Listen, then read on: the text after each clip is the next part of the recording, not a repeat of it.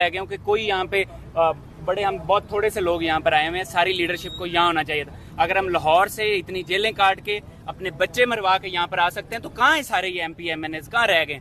क्या कर रहे हैं ये लोग? खान अंदर बूढ़ा हो रहा है, जेलों में सड़ रहा है, उसकी हड्डियां गल रही, किसी को कोई ख्याल ही नहीं है, कोई अब काम नहीं कर रहा। तो मैं सिर्फ ये चाहता हूँ कि यहाँ पे जब खान साहब की मुलाकात हो, स्पेशली जब यहाँ पर अलीमा खान आए या उनकी बहनें आए या जितने भी लोग, तो उनको वेलकम करना चाहिए, उनकी सारी फैमिली को, क्योंकि यहाँ पे वो मुलाकात नहीं करने देते। तो सारे के सारे पाकिस्तान के लोग यहाँ पर उनको पहुंचना चाहिए लीडर को। जब तक हम अपने लीडर के लिए धूपों में नहीं जलेंगे, नहीं सड़ेंगे, कैसे इसकी अवेयरनेस आएगी?